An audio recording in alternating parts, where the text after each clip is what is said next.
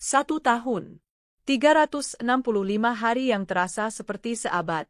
Jarum jam di dinding tua peninggalan ibu mertuaku seolah berdetak lebih lambat setiap kali aku memandangnya, mengejek kesendirianku dalam rumah kecil yang pernah kami sebut istana.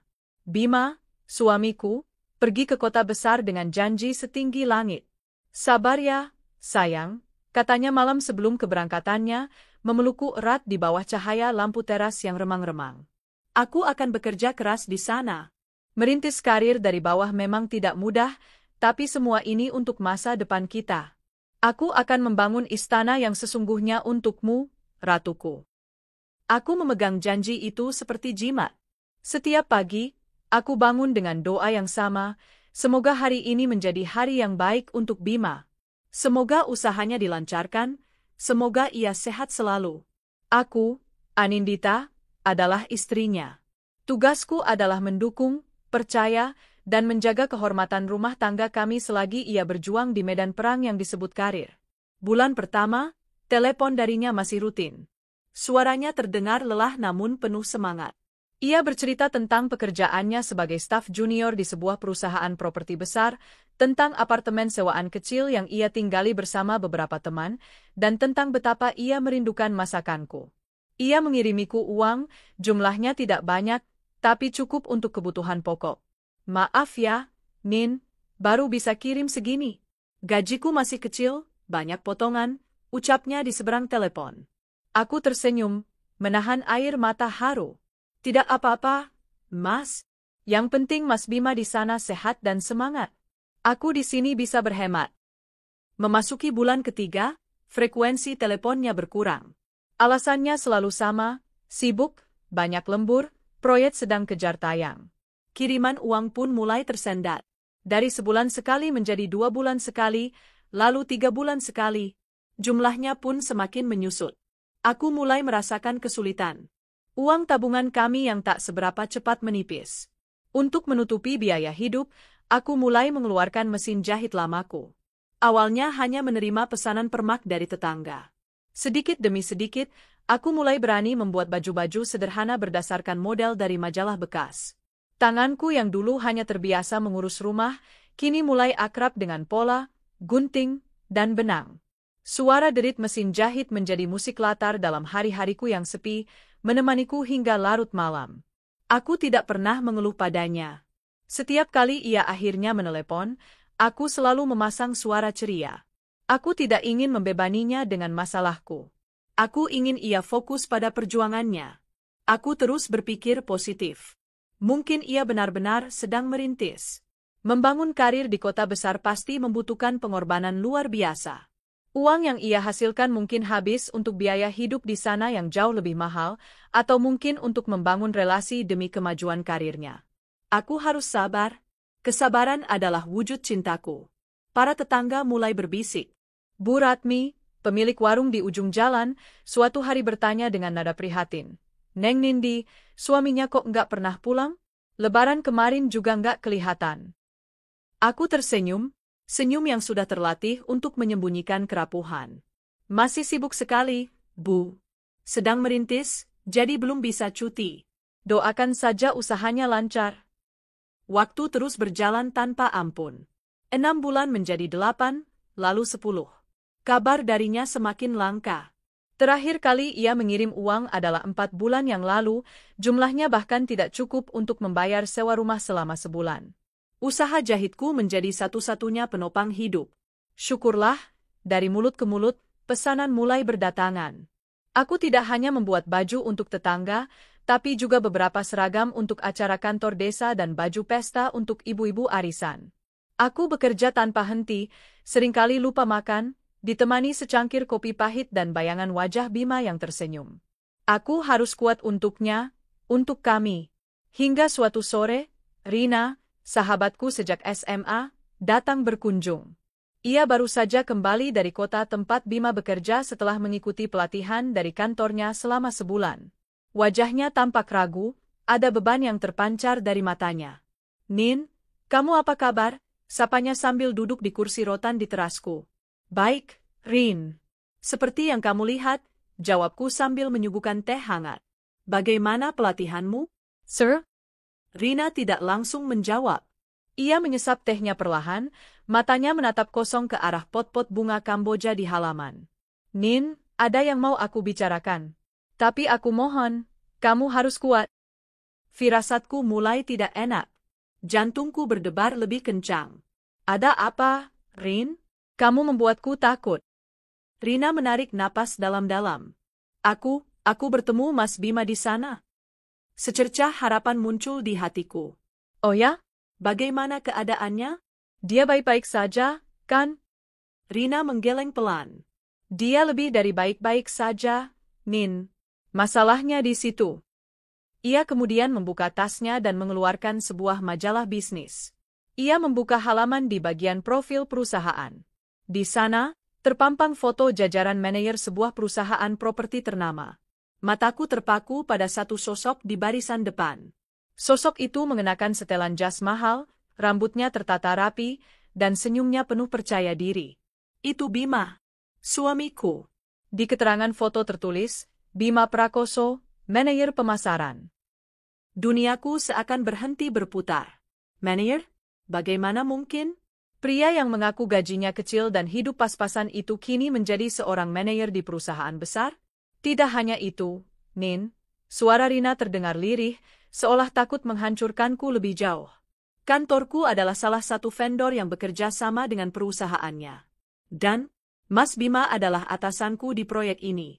Dia tidak pernah menyebut namamu. Semua orang di kantor tahu dia akan segera menikah dengan salah satu direktur di sana, namanya Fania. Rina menunjukkan sebuah foto dari ponselnya. Foto dari akun media sosial perusahaan mereka. Bima sedang tertawa lepas, merangkul pinggang seorang wanita yang sangat cantik, elegan, dengan tas bermerek di tangannya. Mereka tampak begitu serasi, begitu bahagia. Foto itu diambil di sebuah restoran mewah, dengan latar belakang gemerlap lampu kota. Napasku tercekat. Udara di sekitarku terasa menipis. Jadi ini alasannya? Ini alasan teleponnya menjadi langka, uangnya tak pernah sampai, dan janjinya terasa hampa? Ia tidak sedang merintis dalam kesulitan. Ia sedang meniti tangga kesuksesan di atas puing-puing kepercayaanku.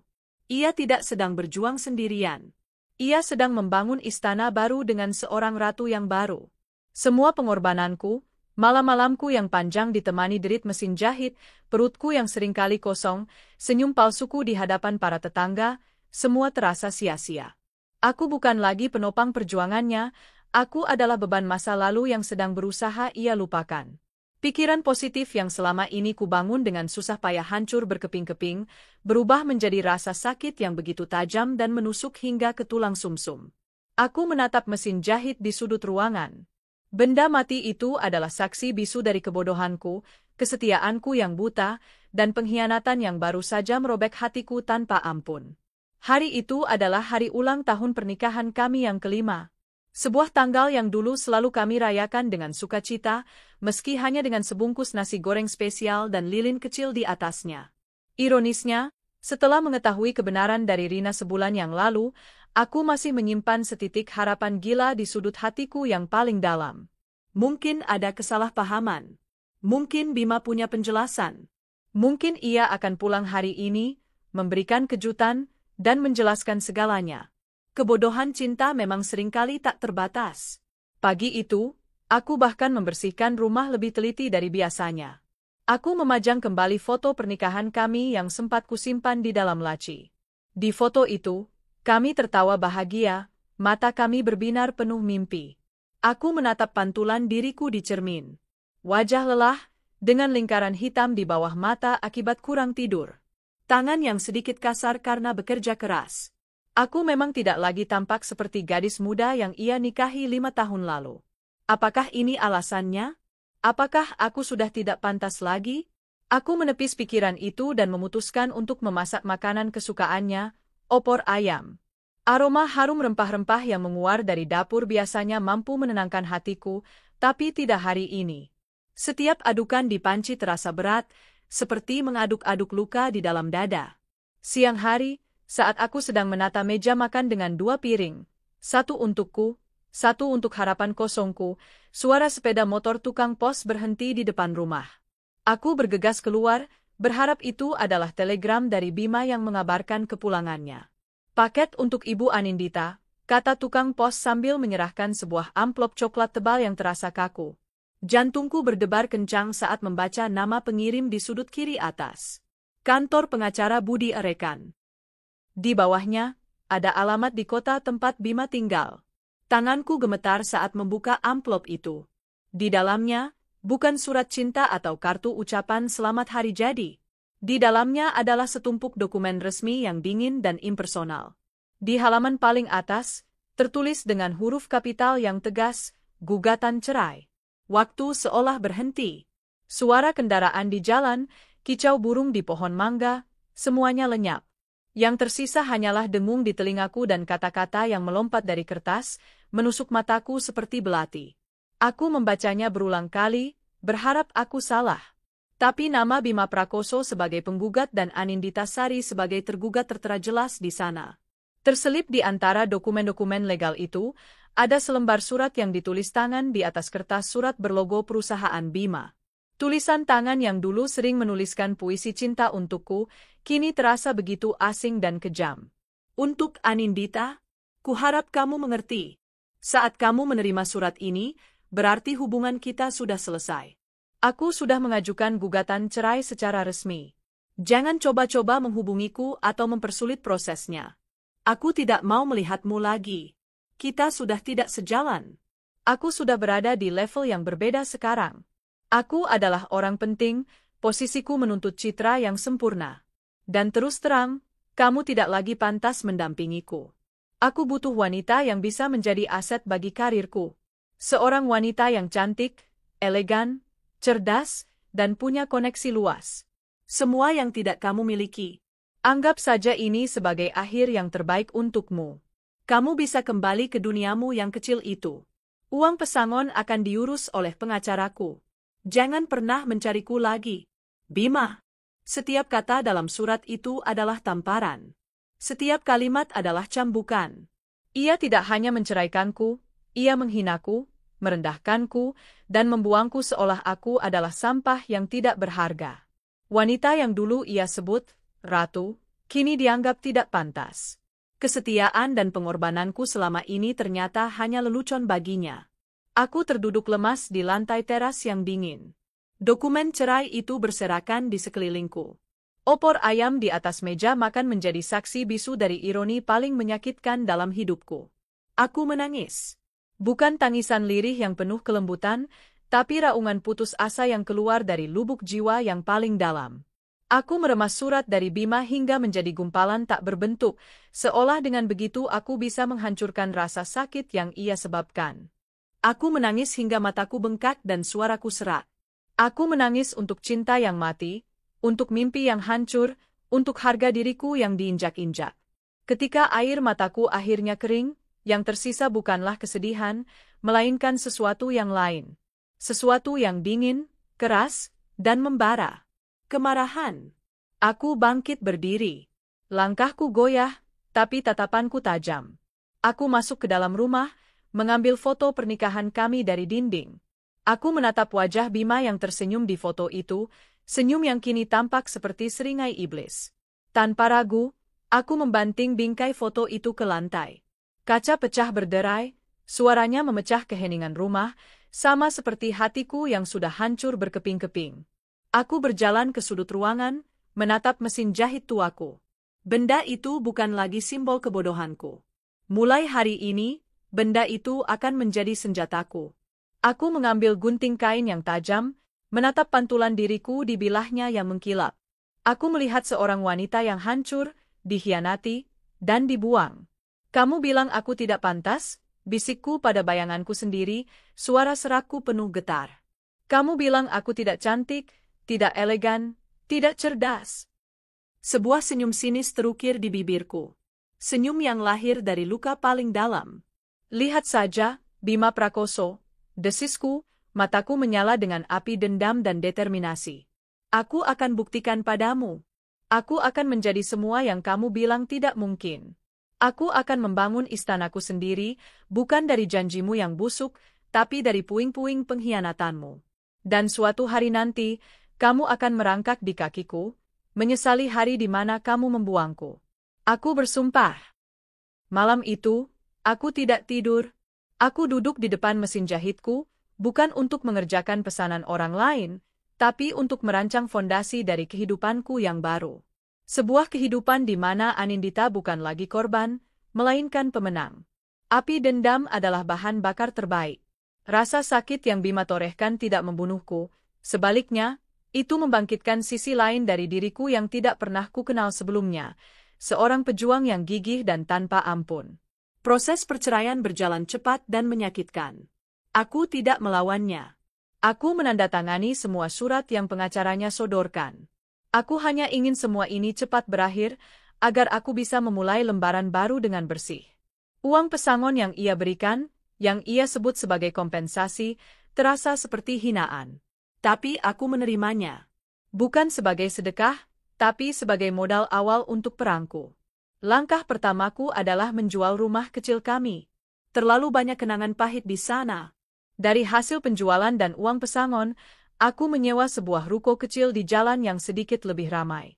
Separuh ruko kujadikan tempat tinggal sederhana, separuh lagi kusulap menjadi sebuah butik mungil. Aku menamainya Anindita S. Atelier. Nama yang terdengar lebih berkelas daripada jahitan Nindi. Aku sadar, untuk bersaing, aku tidak bisa hanya menjadi penjahit biasa. Aku harus memiliki ciri khas. Aku teringat pada sketsa-sketsa desain yang sering kubuat di waktu luang, desain yang memadukan keindahan kain tradisional seperti batik dan tenun dengan potongan modern yang elegan. Itu akan menjadi identitasku. 6 bulan pertama adalah neraka. Aku bekerja 18 jam sehari. Pagi hari aku berburu kain berkualitas hingga ke pelosok pasar, siang hingga malam aku memotong pola dan menjahit, dan dini hari aku belajar tentang bisnis dari internet. Aku belajar tentang branding, pemasaran media sosial, dan manajemen keuangan. Aku membuat akun Instagram untuk Anindita S. Atelier, memotret hasil karyaku dengan latar belakang sederhana namun estetik. Transformasiku tidak hanya terjadi pada bisnis, tapi juga pada diriku sendiri. Aku membuang semua daster lamaku. Dengan sisa-sisa kain perca dari butik, aku menjahit baju-baju yang modis untuk kupakai sehari-hari. Aku memotong rambutku menjadi model bob yang lebih segar dan profesional. Aku mulai menggunakan riasan tipis setiap hari, bukan untuk siapa-siapa, tapi untuk diriku sendiri. Setiap kali aku bercermin, aku ingin melihat seorang wanita yang kuat dan berdaya, bukan korban yang menyedihkan. Perlahan tapi pasti, usahaku mulai membuahkan hasil. Seorang selebgram lokal tanpa sengaja mampir ke butikku dan jatuh cinta pada salah satu blus batik buatanku.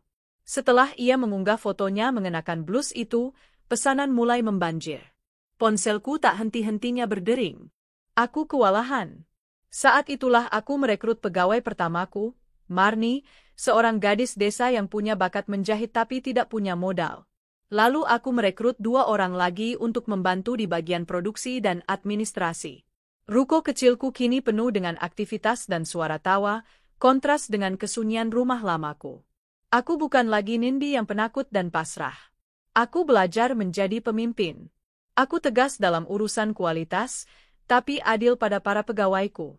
Aku belajar bernegosiasi dengan pemasok, yang awalnya meremehkanku karena aku seorang wanita muda, namun akhirnya segan melihat kegigihan dan pengetahuanku tentang kain. Setahun setelah perceraian, Anindita S. Atelier sudah menjadi buah bibir di kota kami. Para istri pejabat dan pengusaha menjadi pelanggan setiaku. Mereka tidak hanya membeli baju, tapi juga membeli cerita di baliknya, sebuah merek yang dibangun oleh seorang wanita dari nol. Aku pindah dari ruko sempit itu ke sebuah butik yang jauh lebih besar dan mewah di pusat kota. Aku juga membeli sebuah apartemen yang nyaman untukku sendiri. Suatu hari, Rina datang ke butik baruku. Matanya berbinar melihat deretan gaun indah di manekin.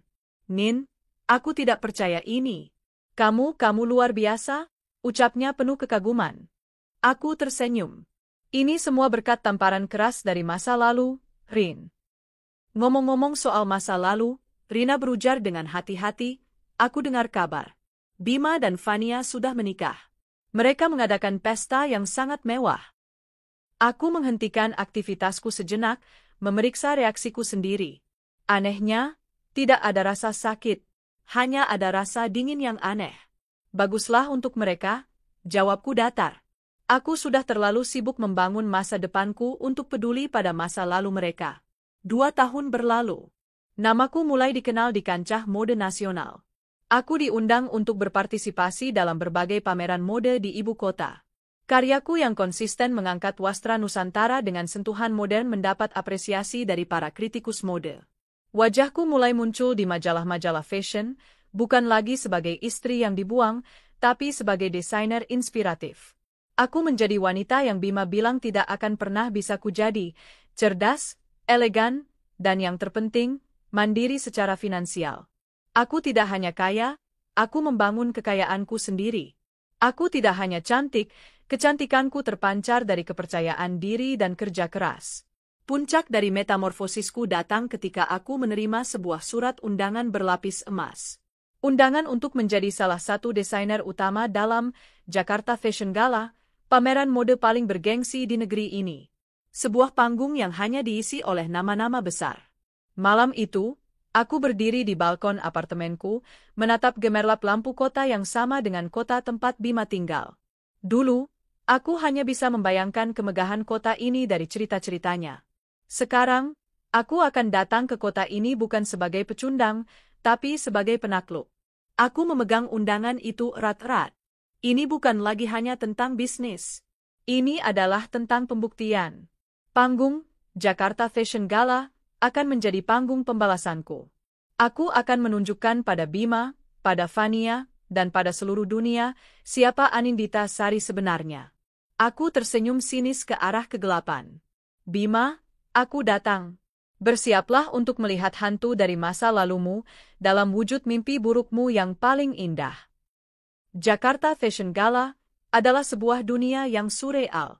Gemerlap lampu sorot, kilatan blitz kamera yang tak henti-hentinya, dan lalu lalang orang-orang penting dengan pakaian mahal. Udara di dalam Grand Ballroom Hotel Bintang 5 itu terasa kental dengan aroma parfum mewah dan ambisi. Dulu, aku hanya bisa melihat pemandangan seperti ini di televisi. Kini, aku berada di tengah-tengahnya, bukan sebagai penonton, tapi sebagai salah satu bintang utama. Booth, Anindita's Atelier, berdiri megah di salah satu lokasi paling strategis. Desainnya minimalis namun elegan, dengan pencahayaan yang menyorot keindahan setiap detail gaun yang kupajang. Timku bekerja dengan cekatan, melayani para calon pembeli dan jurnalis mode yang penasaran dengan merekku yang sedang naik daun. Aku sendiri berdiri di sana, mengenakan salah satu gaun adibusana rancanganku, sebuah gaun malam dari sutra tenun sengkang berwarna hitam legam, dengan aksen perak yang berkilauan seperti taburan bintang. Aku merasa kuat, percaya diri, dan tak terkalahkan. Menjelang sore, saat pameran sedang ramai-ramainya, mataku menangkap dua sosok yang familiar dari kejauhan. Mereka berjalan melewati salah satu booth, tampak sedang berbincang dengan seorang klien penting. Jantungku berdetak sedikit lebih cepat, bukan karena gugup, tapi karena antisipasi. Itu Bima dan Fania. Bima terlihat persis seperti di foto majalah, gagah dengan setelan jas Armani, jam tangan Rolex melingkar di pergelangan tangannya. Ia tampak seperti puncak dunia. Di sampingnya, Fania bergelayut manja, mengenakan gaun merah menyala yang sedikit terlalu mencolok untuk acara bisnis. Mereka adalah gambaran pasangan sukses yang sempurna. Takdir sepertinya punya selera humor yang kejam. Klien yang sedang mereka ajak bicara ternyata adalah Dato Hashim, seorang investor properti dari Malaysia yang juga merupakan salah satu klien VIP-ku. Setelah selesai berbicara dengan Bima, Dato Hashim melihatku dan langsung tersenyum lebar, berjalan ke arah boothku. Anindita, my dear, gaun-gaunmu semakin luar biasa, sapanya dengan logat Melayu yang kental, mencium pipi kanan dan kiriku. Dato Hashim, senang sekali bertemu Anda di sini, balasku dengan hangat. Bima dan Fania, yang mengikuti dari belakang, berhenti mendadak. Wajah Bima membeku. Matanya membelalak tak percaya saat melihatku. Aku bisa melihat kebingungan, keterkejutan, dan secercah kengerian di matanya saat ia memproses pemandangan di hadapannya. Mantan istrinya yang ia buang, kini sedang berbincang akrab dengan klien besar yang sedang ia coba rayu. Aku sengaja mengabaikannya. Aku terus berbicara dengan Dato Hashim, tertawa, dan menjelaskan koleksi terbaruku. Dari sudut mataku, aku bisa melihat Fania berbisik sesuatu pada Bima, wajahnya menunjukkan ekspresi kesal dan meremehkan. Setelah Dato' Hashim pergi, Bima memberanikan diri untuk mendekat. Ia meninggalkan Fania yang tampak cemberut beberapa meter di belakangnya. Ia berjalan ke arahku, senyum canggung terpasang di wajahnya. "Nindi," panggilnya, suaranya terdengar ragu. "Benarkah ini kamu?" Aku menoleh perlahan, menatapnya dari ujung rambut hingga ujung sepatu dengan tatapan dingin yang menusuk. Aku tidak mengatakan apa-apa, hanya mengangkat sebelah alisku. "Luar biasa," lanjutnya, mencoba terdengar ramah. "Aku tidak menyangka. Maksudku, selamat atas kesuksesanmu." Aku turut bangga. Turut bangga? Kata-kata itu terdengar seperti hinaan di telingaku. Aku mengambil segelas air mineral dari meja di dekatku, memegangnya dengan tenang. "Aku tidak tahu kalau kamu terjun ke dunia fashion," katanya lagi, mencoba mengisi keheningan yang canggung. "Kalau tahu dari dulu, mungkin aku bisa?" Aku tidak membiarkannya menyelesaikan kalimatnya. Dengan gerakan yang tenang dan disengaja, aku menyiramkan seluruh isi gelas itu tepat ke wajahnya. Biur! Air dingin itu membasahi wajahnya yang terkejut, menetes dari rambutnya yang ditata sempurna ke kerah jasnya yang mahal. Suasana di sekitar kami mendadak hening. Beberapa orang yang melihat kejadian itu terkesiap. Bima tertegun, matanya membelalak tak percaya. Apa yang kamu lakukan?" desisnya marah, meski suaranya tertahan. Aku meletakkan gelas kosong itu kembali ke meja dengan denting pelan. Aku menatap lurus ke matanya yang kini dipenuhi amarah dan rasa malu. "Aku tidak butuh didekati oleh seorang pecundang," kataku dengan suara rendah namun tajam, setiap kata penuh penekanan. "Apalagi oleh orang yang sudah membuangku seperti sampah." Aku sedikit memajukan wajahku. "Sekarang, kamu di mataku tidak lebih dari sampah itu sendiri, Bima." Fania, yang melihat suaminya dipermalukan, segera berlari menghampiri dengan wajah merah padam. "Beraninya kamu? Siapa kamu ini, hah?" "Jalan kampung," teriaknya, nadanya kasar dan sama sekali tidak elegan. "Perhatian semua orang kini tertuju pada kami. Ini adalah panggung yang kuinginkan." Aku tidak menatap Fania. Mataku masih terkunci pada Bima. Lalu, dengan perlahan, aku mengalihkan pandanganku pada Fania, menilainya dari atas ke bawah dengan tatapan seorang kritikus mode. Gaun merahnya, tas tangannya yang palsu, aku bisa mengenalinya dari jahitannya, semuanya tampak murah di mataku. "Oh, jadi ini penggantiku," kataku dengan nada sinis yang manis. "Wanita cantik, elegan, dan pintar yang katanya bisa menjadi aset bagi karirmu, Bima." Aku tertawa kecil, tawa yang dingin dan merendahkan. "Aku kira seleramu lebih tinggi dari ini." Wajah Fania berubah dari merah menjadi ungu karena marah. "Jaga mulutmu. Kamu tidak tahu siapa aku." "Aku tidak perlu tahu siapa kamu," balasku dengan tenang. "Pakaianmu sudah menceritakan semuanya. Gaun dari polyester murahan, potongan yang tidak presisi, dan lihatlah jahitannya." Aku menunjuk ke keliman gaunnya. Sangat tidak rapi. "Ini pasti produk massal dari pabrik kelas bawah." Aku kemudian menatap para jurnalis dan tamu yang mulai berkerumun.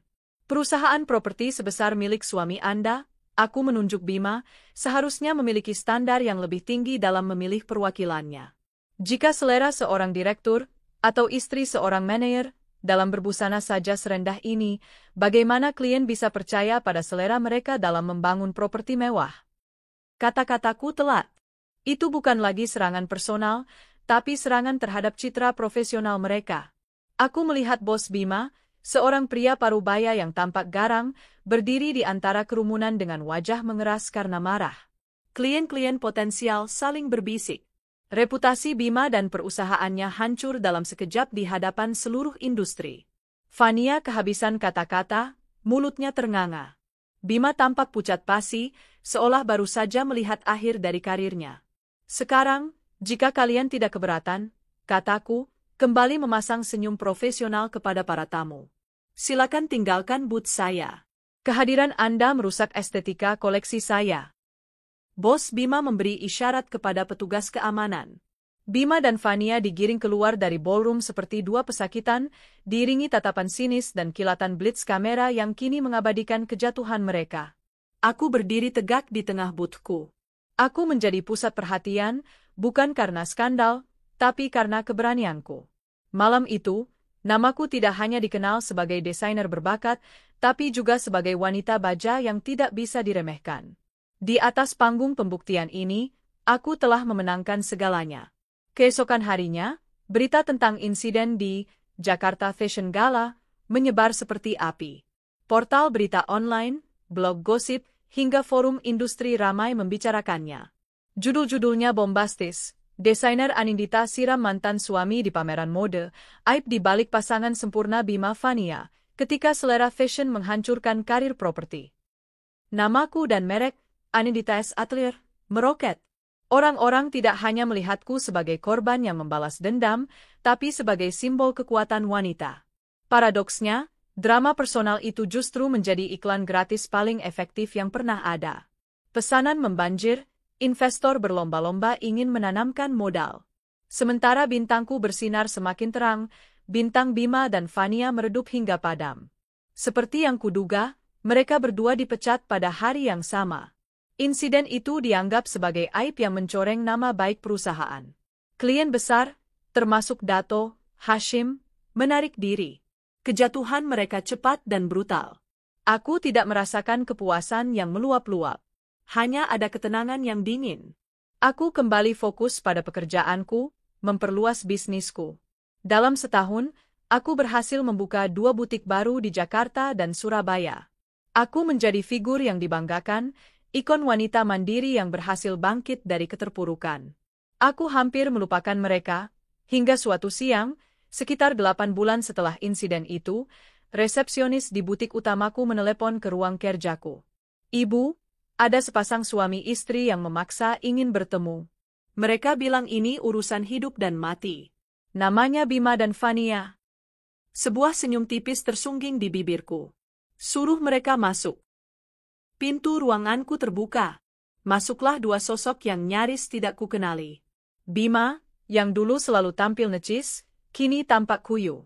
Setelan jasnya berganti kemeja lusuh, wajahnya tidak terawat, dan tatapannya kosong. Fania, sang sosialita, kini tampak seperti wanita biasa.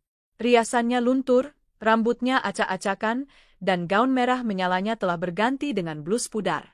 Kemewahan yang dulu menempel pada diri mereka telah luntur, menampakkan wujud asli mereka yang rapuh dan kalah. Mereka berdiri canggung di hadapan meja kerjaku yang besar dan megah. Aku tidak mempersilakan mereka duduk. Aku hanya menatap mereka dari kursi kulitku yang nyaman, kursi tahta yang kubangun sendiri. "Ada apa?" tanyaku dengan nada datar. Bima yang pertama kali angkat bicara, suaranya parau. "Nin, aku theng." Ia kesulitan merangkai kata. "Kami datang untuk meminta maaf." "Maaf?" Aku tertawa kecil. Kata maaf tidak akan mengembalikan tahun-tahun yang aku habiskan untuk menunggumu, atau harga diriku yang kamu injak-injak. "Aku tahu, Nin. Aku tahu aku salah. Aku dibutakan oleh ambisi," katanya putus asa. "Setelah dipecat, tidak ada perusahaan yang mau menerimaku. Nama kami sudah hancur. Kami sudah menjual semua yang kami punya. Apartemen, mobil, semuanya habis. Kami tidak punya apa-apa lagi." Fania menimpali dengan suara memelas yang dibuat-buat, sangat berbeda dengan teriakannya di pameran dulu. "Tolonglah, Nindi. Kami butuh pekerjaan. Apa saja. Kami akan melakukan apa saja. Kami mohon." Aku menatap mereka berdua, dari atas ke bawah. 2 manusia yang pernah berdiri di puncak dunia, yang pernah menghinaku karena merasa lebih tinggi, kini mengemis di hadapanku. Inilah karma. Disajikan dingin di atas piring perak kesuksesanku. Aku bersandar di kursiku, mengetuk-ngetukkan jariku di atas meja. Aku berpura-pura berpikir keras. Aku melihat secercah harapan di mata mereka. "Baiklah," kataku akhirnya. Mereka saling pandang dengan ekspresi lega. "Kebetulan, saya memang sedang butuh pegawai baru." "Sungguh, Nendi? Terima kasih." "Terima kasih banyak," seru Bima, hampir menangis karena lega. "Tapi," lanjutku, memotong kegembiraannya. Posisinya tidak ada di bagian manajemen atau desain. Saya butuh tenaga kebersihan, office boo dan cleaning service. Gedung ini besar, butuh banyak orang untuk membersihkan toilet dan mengepel lantai. Wajah mereka berubah pucat pasi.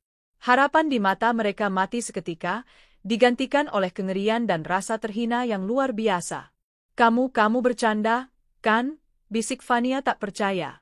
Apakah wajahku terlihat seperti sedang bercanda? Tanyaku dengan dingin. Gajinya sesuai UMR.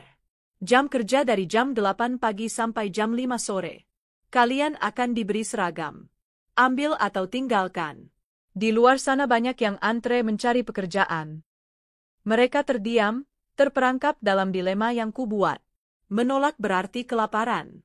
Menerima berarti menelan harga diri mereka bulat-bulat setiap hari. Setelah hening yang panjang dan menyiksa, Bima menundukkan kepalanya dalam-dalam. Kami ambil, jawabnya dengan suara gemetar, mewakili kekalahan total mereka. Dan begitulah babak terakhir dari pembalasanku dimulai. Setiap pagi, aku datang ke kantor dengan mobil mewahku, disambut oleh Bima yang membukakan pintu untukku, mengenakan seragam OB berwarna biru.